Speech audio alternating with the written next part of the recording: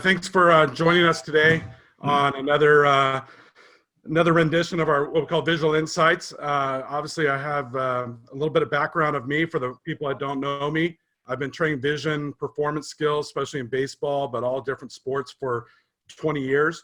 I learned a lot of this from my father, who had started doing this in the 1970s, working with the Kansas City Royals and what they call the Royals Baseball Academy. And I was very lucky to participate, and probably didn't listen to him as a player, as a kid. But once I got older and got a little smarter and wiser, I realized my dad had some smart things to say. And so we decided over time, with everyone having this off time, that we thought we'd share some information, share some experiences with different players. And we appreciate Max BP for helping us promote this, and Neurodynamic Vision. And today we got the great Sean Casey. So Sean, I appreciate you joining us today. Thanks for coming on. Hey Ryan, great seeing you, man. Great seeing you, and I'm so thankful for you and for your dad in my career. Couldn't thank you guys enough. Yeah, this is always fun. It's always fun to be around Sean. And you know, Sean, I think I may have told you this, but you know, in 1999 you were with the Reds. And that was the first spring that I went with my dad to spring training, as helping him. I'd gone a few times before, but I remember the interest that the players had, from you to Jason LaRue to Brady Clark to, you know, all those guys back then. And I said, Dad, you got something here, and I want to learn more. So you were a big reason for why I've done what I've done, and helped me with all the exposure in baseball and softball and all the other sports. Well, I remember that, dude. I remember that like it was yesterday. It's funny that was 21 years ago, but just really quick, for me, like your dad, was so big on helping me understand, especially when I got to the big league level, just about how important my vision was and how important it was to really slow the game down, and just to be able to have him in my life, to call on, especially when I would scuffle. And the conversations we would have, how he would kind of bring it back to simplifying things, was, he was such a huge influence in my career. And, and like I said, you and I became good friends over the years, and you obviously learned a lot of knowledge from him, and you've taken the reins of this whole thing. So, like I said, I'm so grateful and thankful for that time with your dad and you. Yeah, it's been a fun ride. Now, Sean, I don't know if people know this, but there's only about approximately 200 people in baseball with over 3,000 at bats that have hit an average of 300, career 300. And you're one of those guys. That means, you basically got every 10 at bats, you got 3 hits. You average about 1 walk, and you average maybe 1 strikeout per 10 at bats. It's pretty amazing stats over time. And I know it was not easy to accomplish that. What were some of the reasons or some of the things you attribute to that? Yeah, I think it's something I can appreciate now, looking back at my career and, at my life, with all those things. I think a big thing was, it's funny. I think a big part of it was a lot of the stuff I did with your dad and you was just, I remember one time somebody asking me, hey, are you, at spring training, one of the reporters like, is your goal to hit 330 next year, 100 RBIs and 30 home runs? And I remember when I was younger, I would say, yeah, those are my goals, hit 300, and I remember I started thinking, no, those aren't my goals anymore. My goals are not to waste 1 pitch over 600 some at bats.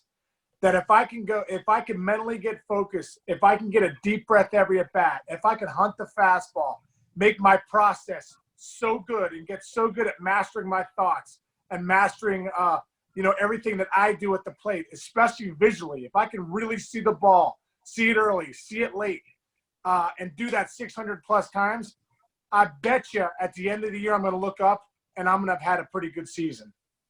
Yeah. Now, it sounds easy, but we know it's not. Yeah. What were some of the things that kept you from accomplishing that? And I know some of your answers, but for everyone else. Well, you know what? I mean, there's so many variables that go into professional sports, especially baseball. I mean, obviously health's one of them. I know there was times I had certain years you grind through different injuries and stuff like that. So that's one of them. I got hit I had an orbital fracture like my third day in the big leagues with the Reds, which was not a great thing. That's when I really started to first kind of meet your dad, was after that. But I tell you what, anything that's a skill, such a skill like hitting a baseball or throwing a baseball or whatever, it comes into play is the paralysis by analysis. Sometimes you can overthink things. Sometimes you can really, hey, my hands aren't feeling good. They're not getting back enough, or I'm lunging out at the ball, or I'm not getting off my backside, or whatever. And I found the times for me when I really struggled were the times that I really overanalyzed my swing more than anything. And I even tell my kids nowadays, I'll say, listen, I learned before I go to my swing and all these different variables what I'm doing, and where's my anxiety level? Am I slowing the game down? Am I seeing the ball late? Am I swinging at strikes? Am I ready to hit? Am I swinging at the pitch up? Am I swinging at the pitch down? Do I need to raise my sights up, raise my sights down? Is the fastball in beating me? Do I need to take the fastball in and start getting the ball out over the plate? I mean, that's 12, 13, 14 questions I asked myself before I even went to my swing. And I think nowadays we don't understand that. I think we want to all get let's break down our swing into 85 different parts and let's rotate that back hit. It's too much. For me, it was a few swing thoughts, and I did do a lot of swings in the cages and all that stuff. But I also worked a lot of stuff on really seeing the ball, seeing it late, and driving the baseball. So for me, when I got back on track, I always think your turnaround time is what it's big. Do you struggle for 4 weeks or do you struggle for 4 days? And that to me has a lot to do with your vision and a lot to do with your, hey, are you able to, when you struggle and you lose your confidence, are you able to still believe in yourself, slow things down, let the ball travel, and really get visual? Get visual. Because I always thought when I didn't get visual, tension's poison. And if I got any tension, what I found was I'd lose my vision. So when I got really relaxed, and these are some things I used to do with your dad. We used to hit the cages, and he'd be like, "Okay, get relaxed." And I would get relaxed, and then wham, I'd hit one. And he's like, "All right, see where you can you get more relaxed?" And I'd be like, "Okay, let me test those limits." And I would try and get more relaxed, and then wham, and it was just testing my limits on how relaxed could I stay, let the ball travel, and still be as explosive as I need to be. So it's kind of a long-winded answer, but that's what it was. Well, it's what we talk a lot about with players is relaxed eyes or better eyes, and we get so caught up in everything else, and it even cracking the whip. If you ever crack a whip and you try to do it too hard, it doesn't work. We got to be relaxed and let those things flow. And I know baseball is a game of anxiety, and it's very hard to control that at times. But you learned over your career you had to really, really narrow that down and say, okay, what's my task? I'm coming up to the plate. Didn't matter if it's the playoff. Didn't matter. In fact, you may remember this story, Sean. I remember you calling my dad about the first time you ever faced Randy Johnson.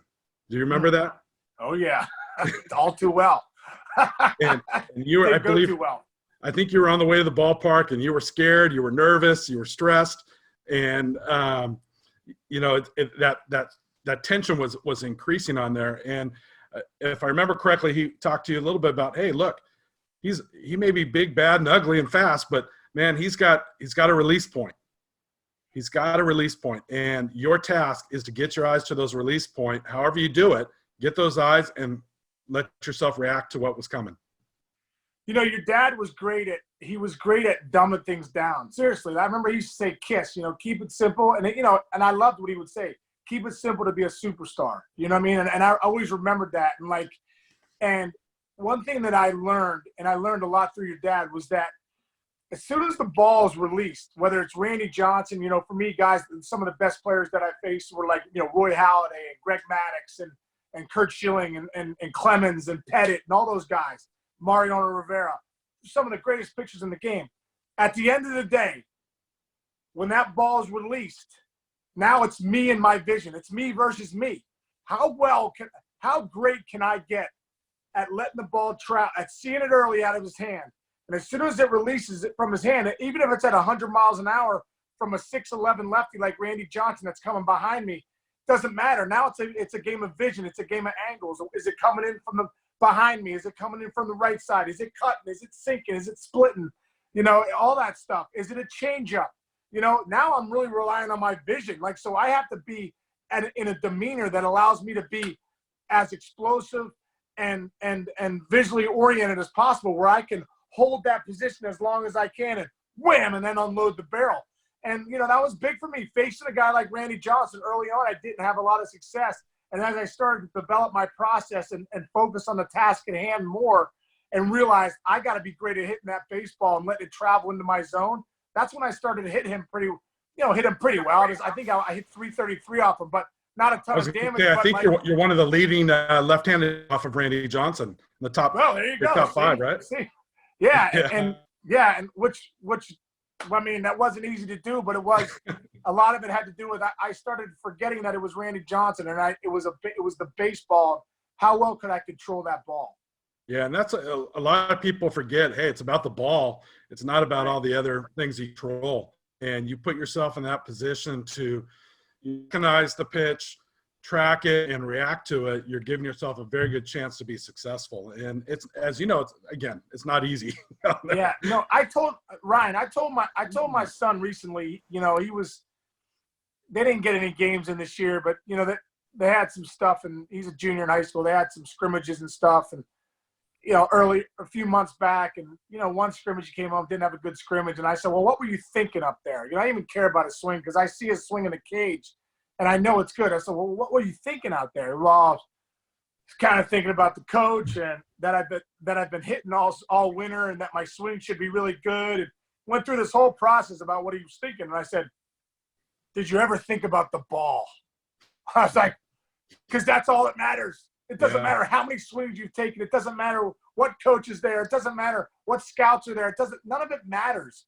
What matters is how well are you seeing the ball. So I tell them all the time, you know, I used to have a little note card in my back pocket. I have 3 things on it.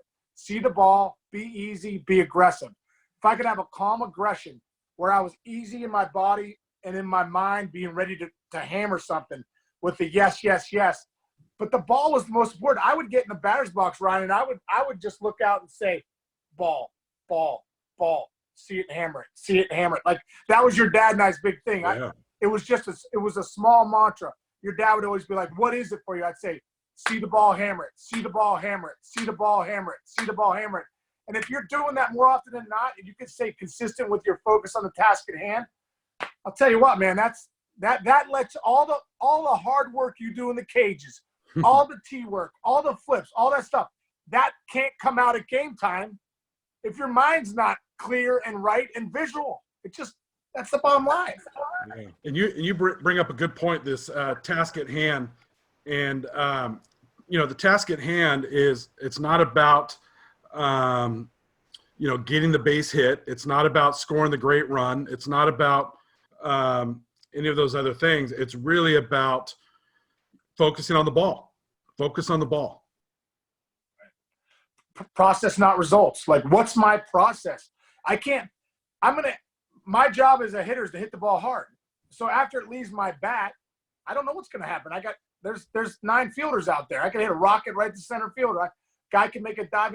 Matter of fact, I faced Randy Johnson one time. Never forget this. We're in Arizona. Throws me a nasty slider down and away, 92.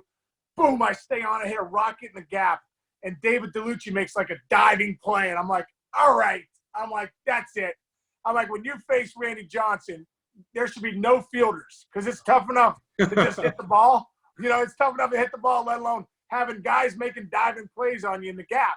But one thing I realize is that my job is to hit the ball hard, time in and time out. And if I do that and I get 3 hits out of 10, if I succeed 30% of the time, then I'm a rare breed in baseball. Yeah, exactly. So, you know, process, not results, you know? You know, Sean, we can go down so many different routes here, but I tell a lot of my players a lot of stories about you, good stories. But even to the fact, you probably remember this too. One year, and I can't tell you exactly what the year was, but you would call my dad and you would say, I'm done with baseball. This game, I am so tired of this. I'm going home, go be with my kids. And it's no fun anymore. And, I just can't get a hit. I can't buy a hit. And he would sit there and say, Sean, are you seeing the ball? Yeah, I'm seeing the ball, Doc. I'm seeing it really good. No, Sean, are you really seeing the ball it? Yeah. like you're capable of? Are you seeing it early? Are you letting that ball travel? Are you hitting it where you want to do? And you're like, yeah, you're right, Doc, I'm not doing that. And you would seriously, the next 10 days, you would hit 400. Yeah. And then you would get distracted because someone on the bench or some hitting coach, maybe, I don't know, someone would say something about, what's your elbow doing? What's your knee doing? Are you getting enough lift? Are you getting enough lift? And the next 10 games, you couldn't buy a hit if you tried, and you would hit about 200. And then you would call my dad again, say, man, I'm going back with Mandy. I'm done. I can't, this game is killing me. I'm about to jump out this hotel window. Sean, you seen the ball? Yeah, I'm seeing it. No, Sean, you really seen it? Like, oh yeah, you're right. I'm not. I got to get back to it. No, that's so true. You said, when did I call your dad? All the time. What season? And it was so funny. We would go have lunch whenever we come out to play the Padres or the Dodgers. Your dad and I would meet for lunch. And he would bring out the stats. And he would I said, Bill, start tracking our phone calls, because it's unbelievable how much after I talk to you, I just rake for like a couple weeks. So he started keeping track of our phone calls. It'd be like 4:30. 450, it was unbelievable. And like, I was like, I got to start giving you part of my salary, you know what I mean? Because, but he was so, but Ryan, it was so true. And I even tell my kids that, or I tell kids that I work with, I said, are you really seeing the ball? It's, oh yeah, I'm seeing it, but I'm not. No, you're not. Are you really seeing the ball? Because at the end of the day, the best pitchers and the best hitters make their money in those last 4 or 5 feet. You know what I mean? Like the guys that are just your average players, they go get everything, right? Yeah. And the guys that your average pitchers don't have that good movement late. So you can that's where you make your living off of. You make your living. I'm living in this house because of the 3, 4, 5 guys, not because of the 1 and 2 guys. The 1 and 2 guys you kind of grind against, because their action's so late, and so as a hitter, same thing for me. It's like, are you really seeing the ball where you're seeing that last cut? You're seeing that last sink. You're seeing that last split or whatever it is on it, and that. Can I make my decisions later? So your dad was like pounded into my head. Are you really seeing it? Not are you seeing it? Are you really seeing it? And if you're really seeing it, that means you're relaxed. Are you relaxed? It's like so many great questions to get back to getting visual. Because what's amazing is when you let the ball travel and you get a good pitch to hit, you'll be amazed when you videotape your swing. You'll say, oh man, look how good I am down to that ball right there. My back elbow rode in. I really got the good barrel turn. My hips really rotated to the baseball. I was right. I caught that ball right on my front foot. Yeah, because you let the ball travel and you allowed it to be in your body and you allowed your body to work perfect. When you're not visually, when you're a little anxious and you're not seeing the ball really well, what happens? Your swing breaks down. Your hands go out first. You get a disconnect. You get blown up. You lose your legs a little bit because you're going to get the ball. So it's like, quit looking so much at all the techniques of your swing. Let's get the technique down so well that we can get visual, that if we let the ball travel, our swing can be right on the money because the ball is where it should be. Last point on that, Ryan.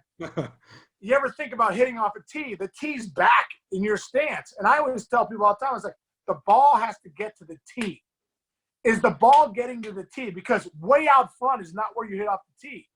You hit a tee off your front foot. So that's another thing to think of, Sean, you bring up a lot of good things that I think a lot of people don't talk about. But one, is letting that ball travel to, your hot zone, that last 4 or 5 feet, whatever it is. That's where you do make the money. And people get caught up in the words, vision, I could see or I can't see, but also right now, pitch recognition. They keep thinking pitch recognition, and they're all thinking about, oh, it's all about picking up here. Important. This is an important part of it. But I always try to tell people, and obviously you experience this, the last 4 to 5 feet is what pitch recognition is really about. That's where we see the late breaks. That's where we see the late moves. That's where we have success. And you as a player, when you struggled, I remember your ground outs were to second base. And when you were letting that ball travel, man, you were hitting that ball off the wall every single time. And it's a game of this. It wasn't that you were that far off. It was just like a few inches that you didn't let that ball travel, that you were out to reach and get off there. Yeah. Oh my God. What's such a game of inches, I mean, milli-inches almost. But the big thing about baseball is that, like, it takes a lot of courage to let the ball travel.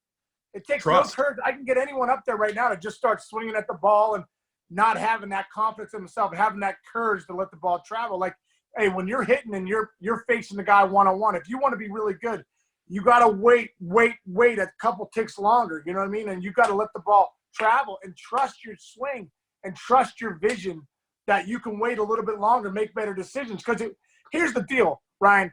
If I'm waiting longer, that means I'm making better decisions, right?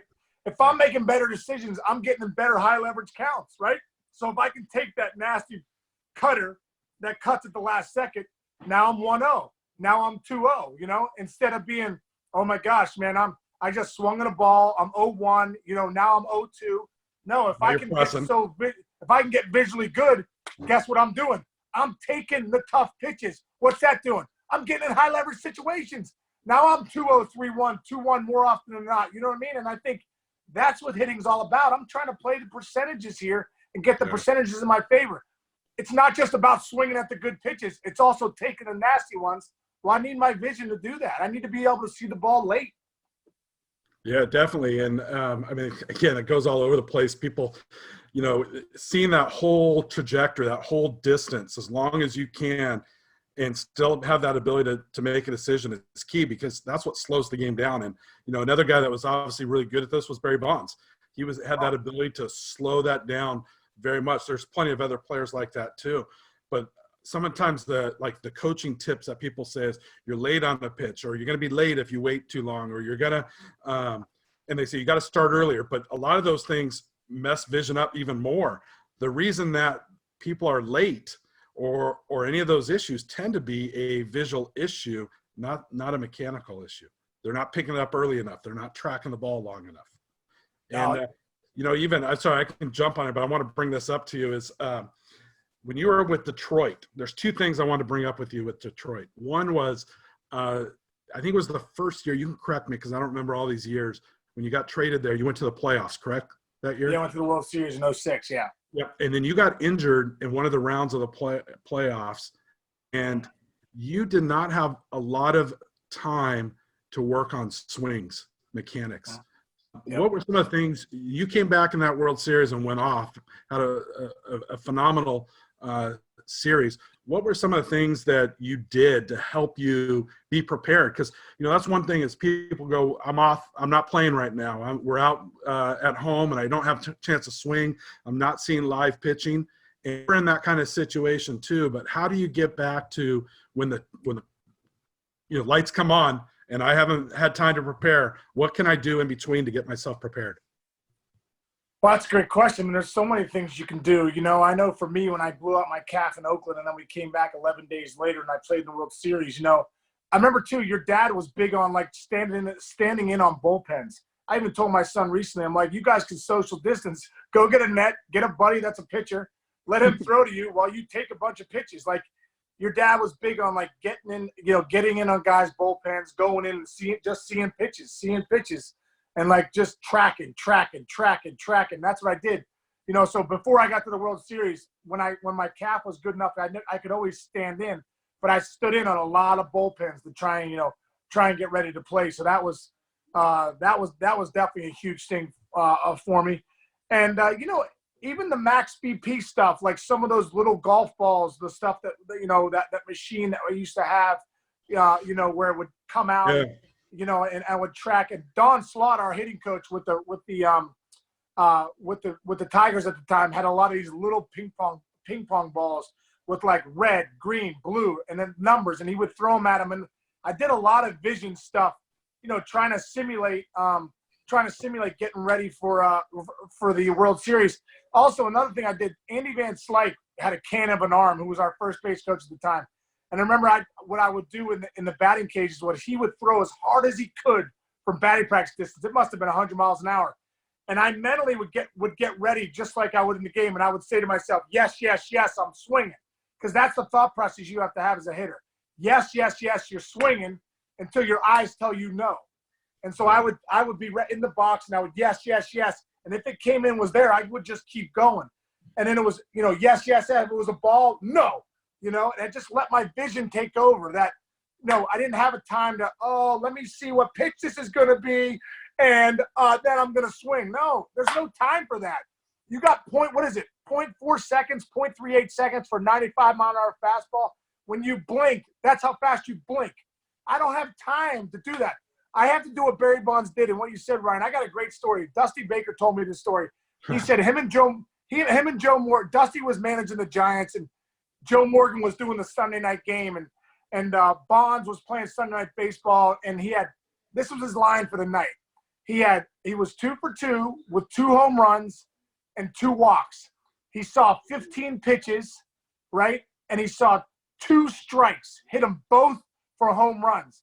And they asked him, man, how'd you do that? You saw 15 pitches, you had 2 walks, you saw 2 pitches for home runs. How'd you do it? He goes, you know what?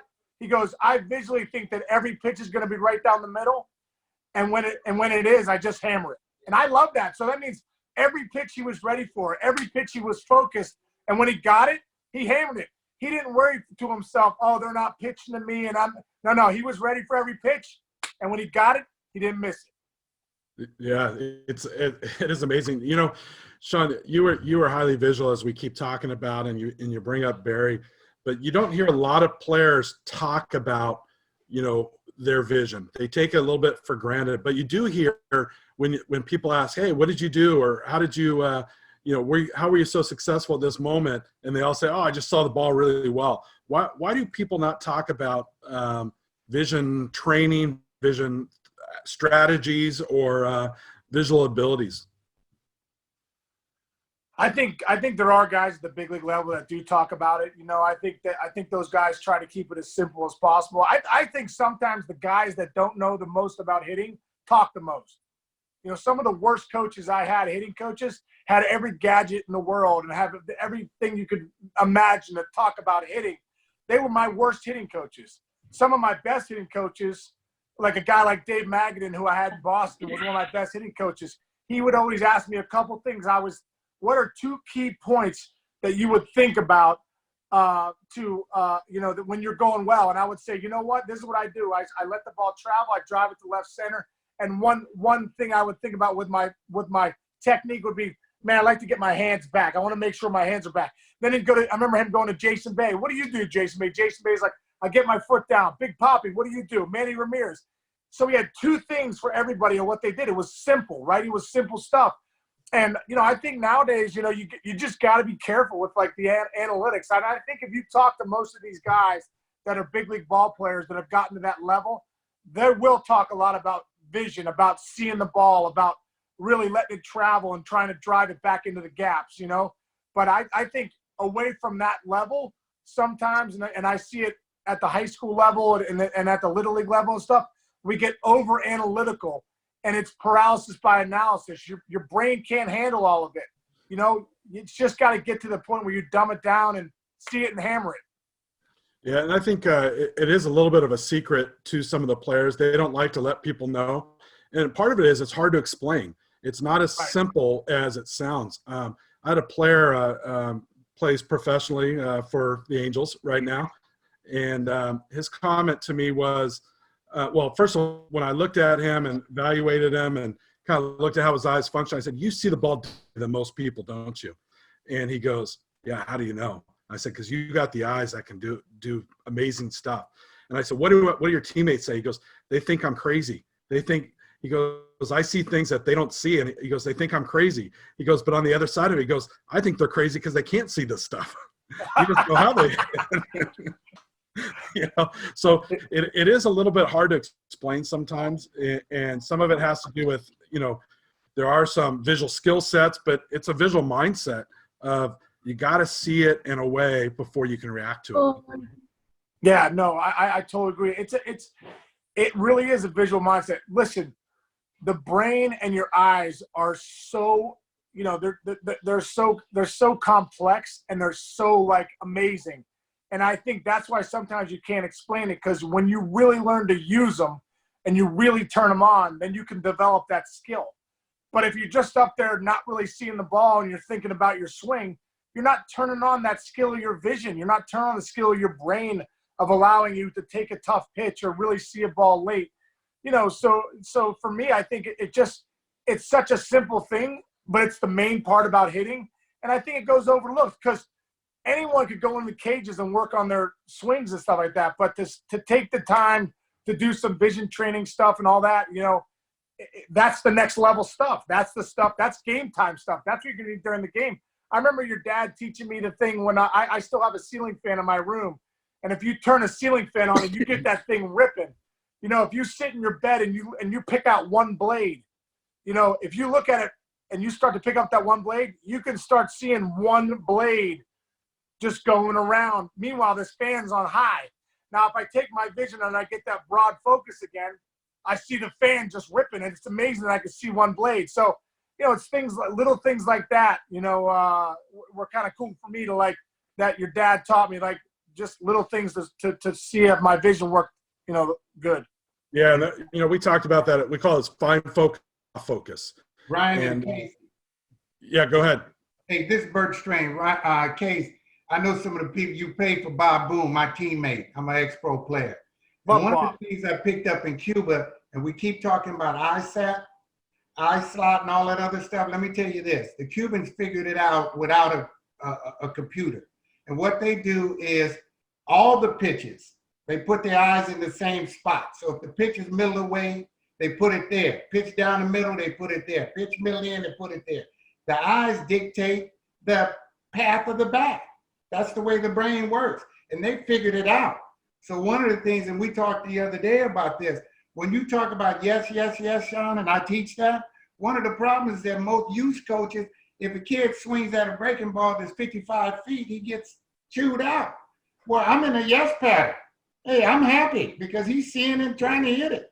So one of the things I think you guys should really talk about is putting your eyes in the same spot, so you don't have to say, okay, pitch middle away, let me put my eyes there. Pitch down the middle, let me put it there. Pitch middle in where the magic is, let me put it there. But guess what? You just hit a 350-foot foul ball.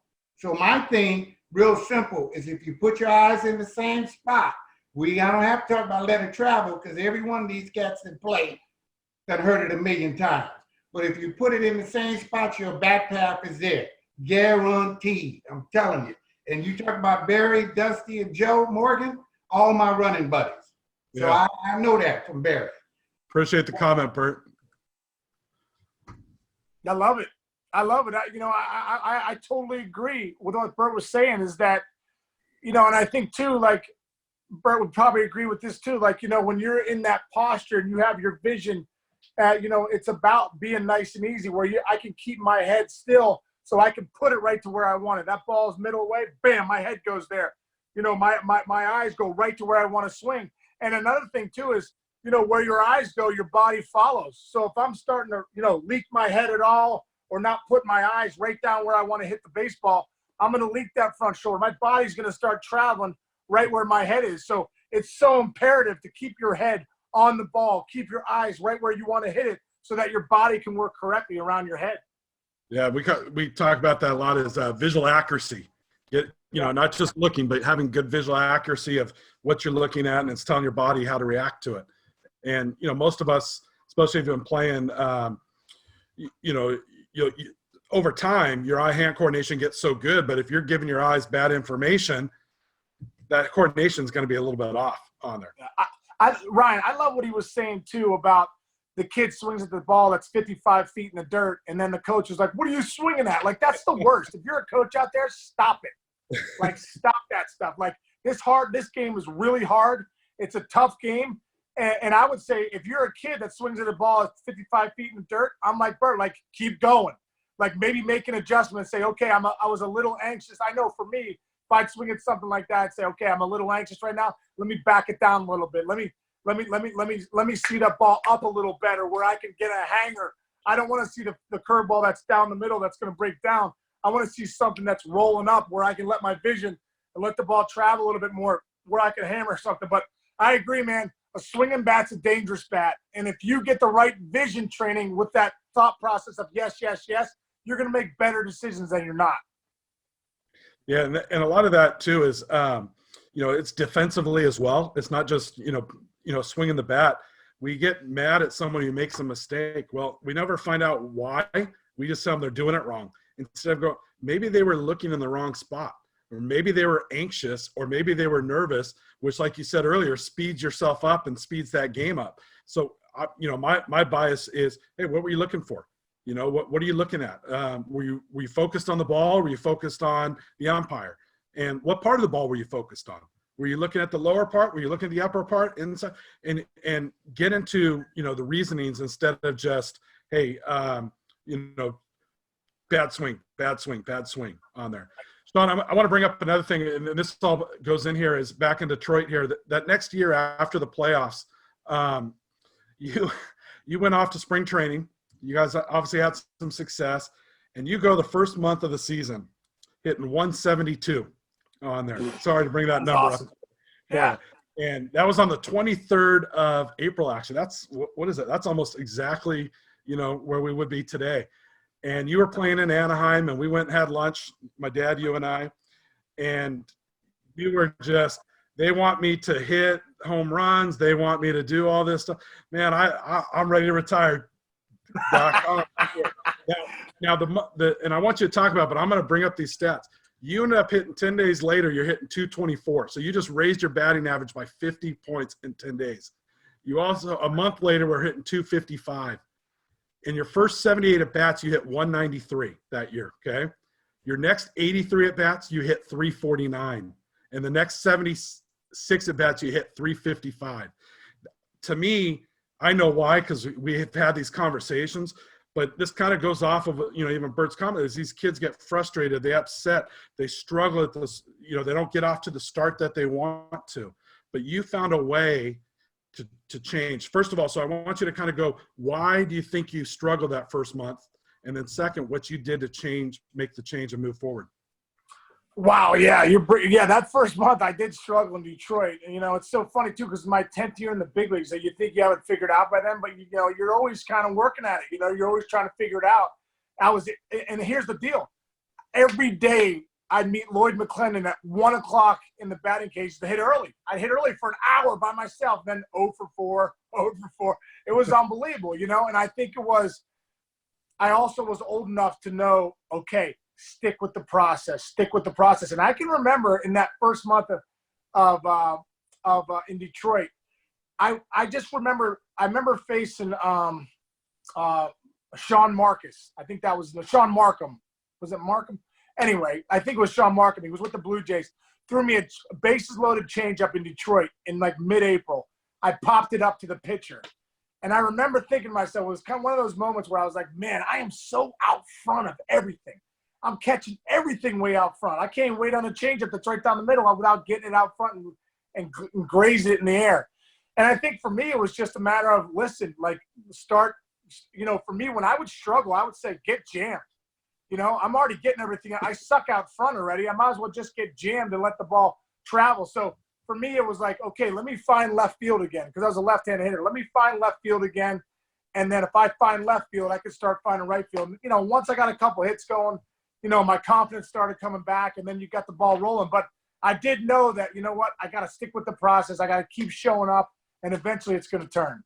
And I know I remember you telling me in spring training that year, you were you kind of got a little flack about not hitting enough home runs. You got to hit more home runs. And so you're probably, and I shouldn't say probably, I know you were trying to do way too much that first month. And then you went back to being Sean and trusting the process, like you said, trusting the ball, crush it, hit line drives, and good things will happen. Well, I think that's when you hit home runs. You hit home runs when you're trying to, hit line drives back up the middle, or, when you're trying to just really make good contact with the baseballs when you end up hitting the ball out of the ballpark anyhow. So, I found not many guys I played with, and myself included, when I was trying to hit home runs, that worked out too well. Usually I'd hit my home runs when I was trying to be nice and easy and square something up. Yeah. There's a question here from Caden, and I figure we'll go. It says, does vision at all ever affect a player's mindset on the game or how they are feeling at that given moment? And I can help you on that, Sean. Definitely. If there's so many ways to go about that question, Caden, and the thing is, if there are things that can happen, whether it's concussion, whether it's lack of sleep, whether it's tight neck muscles, that can affect one's vision. And when you don't have your best vision, it can definitely affect the confidence of what someone has in that given moment. I always tell players, and Sean, you know this as well, is look, you have a task, and we've talked about it, is to see the ball the best you can. Now, when I say the best you can, doesn't mean it may be the best that you ever have. The best you can that day, whether it's because of weather, whether it's because of travel, whether it's because of, whatever it is, see it the best you can and process like you talked about and let your hands do the work. But it is hard because you can get very frustrated, like you've even talked about. Yeah, I guess for me is like my brain always goes back to it, and I go now. I feel like I'm playing the game of life, but like, process not results. Like, get so great at your process, your results will be there. But like, you got to master the process. You got to master your thoughts. You got to be your own best friend, your own best coach. Because I always say this, Ryan. At the end of the day, you're in the ultimate wrestling match, right? You got a guy on the mound, and you're on an island, and he's on an island. And I tell you what, the only thing I have is I better come to the gunfight with some bullets, because I can't bring a butter knife to a gunfight, right? So I got to have some tools where I'm like, okay, how well do I think? How well am I able to slow myself down? When I get to 2 strikes, can I keep my anxiety level down? Am I seeing the ball late? Am I hunting the fastball? I remember talking to Bellinger at the All-Star game this year. This is a great, great story. I said, hey, man, why are you hitting the ball so well? Like, give me something. And he said, you know what? I got on top of the plate more. I started taking the fastball in because that was beating me a lot last year. So I took away the fastball in, which when I started taking the fastball in, I started taking the curveball down. So he eliminated 2 pitches right there and allowed himself to get the ball out over the plate, get something he could get his arms extended on, and all of a sudden, the percentages went up, and all of a sudden he was hitting more balls hard and without having to be so perfect to covering that pitch that was in off the plate.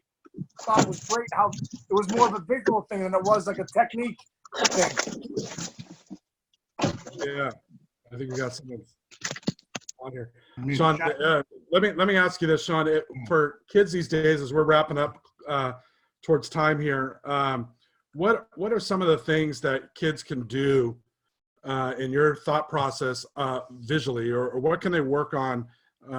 What are some vision things that they can do? Well, you know what? I think one thing they could do is, everyone can get those little, golf balls or softballs or whatever, like the wiffle balls. I like those things. I use them with my kids. I'll soft toss them to them, the little balls, and then we'll use the regular balls. Sometimes I'll even bring in a softball just to mix in the variabilities of letting their eyes really see it. I used to love the drill too that Bonds used to talk about. The flips where he would use no bat, but he would get loaded up and really catch the ball. So catch it with his backhand. So he'd come in, catch, come in, catch. Come and catch. I used to like that a lot. That Max BP machine I have at the house, I love that. Turn that thing up, and you get some of those yellow balls in there, and they're sinking, they're cutting. Anything for that, to see the ball. And another thing your dad told me, and I'll never forget it. He was like, get in there if you have access to a pitching machine. Get in there and turn that thing up as high as it goes, and then just see. See the ball. You don't even have to swing, but eventually you may.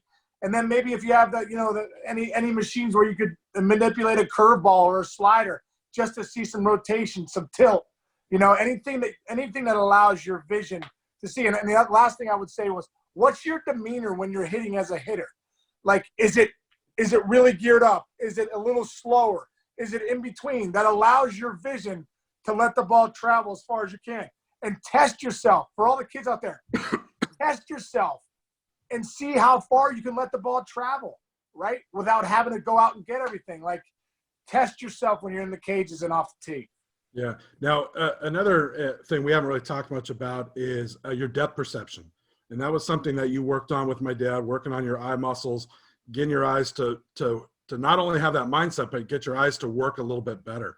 So you spent a lot of time in the off time of train your depth perception to be phenomenal. And that allowed you to see things better than most people did too.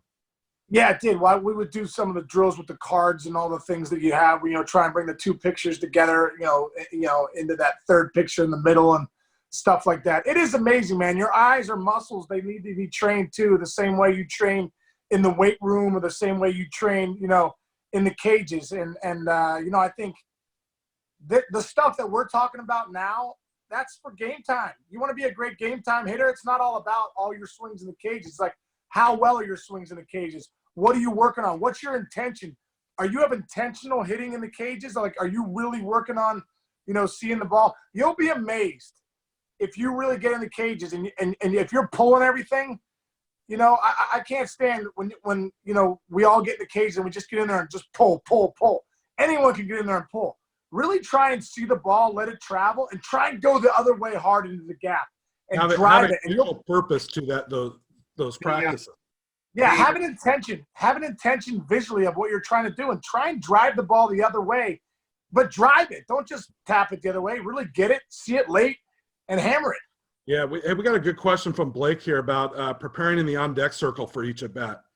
What are some thoughts that you have or things that you did? And I know, we didn't really touch too much about it, but is visualization.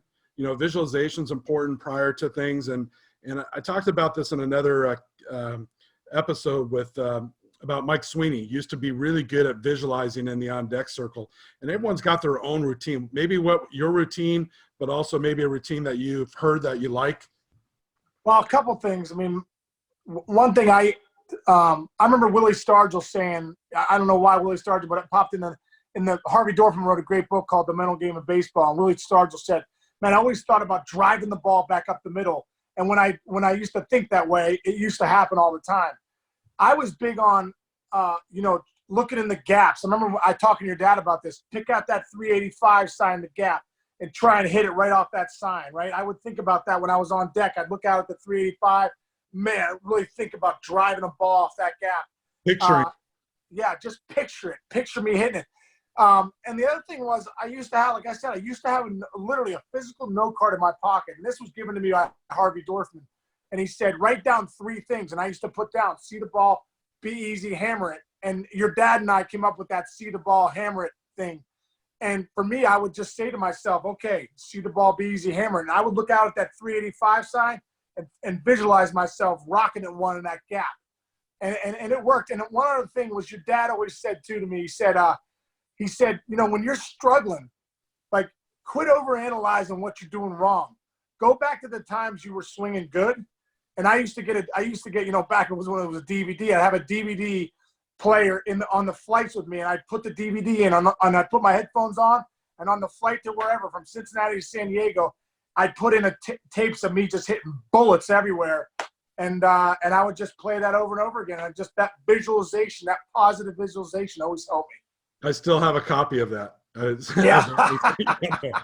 Put it to music. Yeah, it was great. And part of your process there is, it's kind of a 4-step process we talk a lot about is analyze the situation, visualize what you're going to do, center on the task at hand, and execute. Let it happen. Don't force it to happen.